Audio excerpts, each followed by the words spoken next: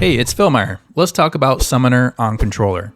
Summoners are dynamic range casters with more actions than any other standard job. Its core rotation branches into multiple paths, giving you room to adapt to each fight. As with all of my caster layouts, I focus on putting instant use actions on the controller face buttons. That way I can keep moving with the left stick while still dealing out attacks. What makes Summoner tricky is just how many of its core actions are instant casts. Several buttons morph into new skills depending on the active summon, so every attack button ends up being instant at some point. In addition, Summoner has a number of off-global actions that ideally will be weaved into the rotation rapidly and often. For my setup, I use 2 cross hotbar sets, which means at least 3 hotbars total, though I'd recommend 4 for maximum flexibility. Swapping between them with a tap of the right shoulder button is something you can set up in character configuration. The first hotbar set focuses on single target attacks, and the second on area attacks. Since Summoner's single target and area attacks are symmetrical, this arrangement feels natural. Summoner also has the option to use the pet hotbar, but I turn it off. It overrides the hotbar's tap to switch behavior, and honestly, Summoner doesn't need manual pet controls. Any pet actions you do want can be placed in the free hotbar slots instead. All global cooldown attacks go on face buttons, including the summoning abilities, which are only used once per cycle. It's important to have these accessible since they serve to enable Summoner's primary attacks. I keep these on the left trigger face buttons where they're easy to reach and don't compromise mobility. Ruin and Gemshine, Summoner's main single target attacks, are assigned to 2 of the face buttons on the right trigger.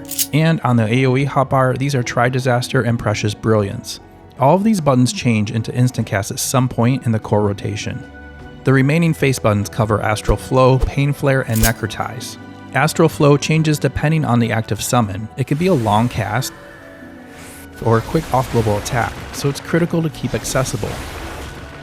Pain Flare and Necrotize, meanwhile, are high-priority off-globals enabled by Energy Drain or Energy Siphon and can be used twice per activation, so they take the last face button slot. Physic goes on the right trigger's D-pad. This matches the placement I use for my healer layouts, keeping muscle memory consistent. Since Physic isn't very strong for Summoner and does require a cast time, it doesn't need a face button. The remaining D-pad buttons are for Summoner's last 3 off-global attacks. Their placements on the D-pad make them easier to weave in between Summoner's primary global attacks. Since they have notable cooldowns and are used less often than Summoner's other actions, they are less of a hindrance to maintaining mobility at these locations. Because we also have these same slots free on the left trigger's D-pad, these actions are all duplicated there as well. This just helps to make them a bit more accessible by avoiding trigger swaps for activation, depending on when they come off cooldown during the attack rotation. On the right trigger side of the double crossbar is where I keep Swiftcast and Resurrection, matching the positions I use for all casters who can raise. These spots are conducive to fast combat revives, and Swiftcast can be hit while moving, granting mobility to Summoner's attack spells that have cast times. Ruin 4 takes a spot in this cluster as well. Just like Necrotize and Pain Flare, it becomes enabled by either Energy Drain or Energy Siphon. It doesn't need to be used immediately after activation, and being a global cooldown attack can be used as a filler between other primary attacks. I often like to use it during Summoner's Ruby Arcanum phase, adding a little mobility between casts of the slower fire spells. Keeping it on a face button in the double cross hotbar keeps it accessible while repositioning on the battlefield. I've slotted in yet another copy of Energy Drain and Siphon onto the last face button of this cluster. This is just to make it easier to hit if it comes off cooldown while I'm already moving. This doesn't happen often, usually only during dungeon runs when I'm chasing after a sprinting tank. It's handy to have here when I do need it, but it's not critical.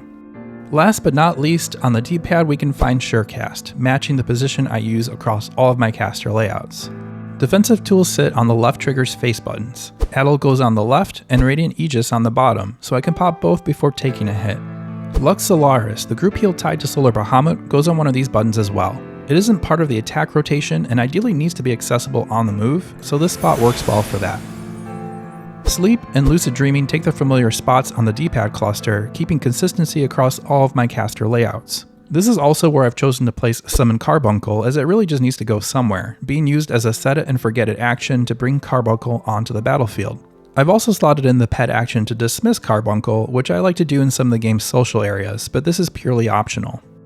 On one half of my extended cross hotbar is where I keep common combat actions that I use across all of my jobs. This includes Limit Break and targeting macros. I continue to experiment with slotting additional convenience macros and items on these slots across my job layouts. Finally, my sprint and assist targeting macros are mapped to L3 and R3 via macros 98 and 99. This is something you can set up in system configuration settings.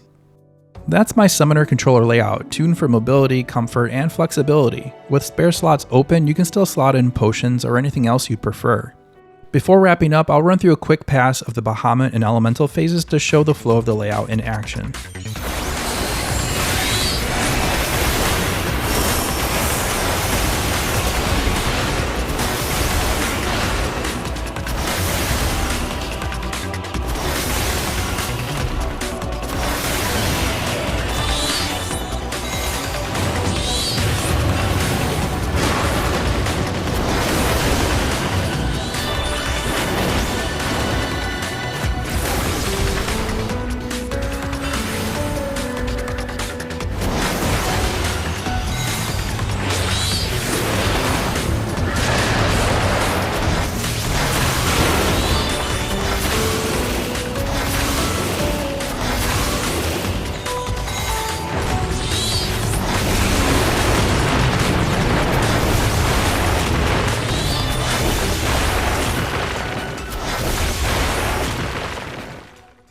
Hopefully this gave you a clear picture of how my layout works to minimize trigger swaps and movement interruptions. Thanks for watching the video. If it helped you out, a thumbs up is always appreciated.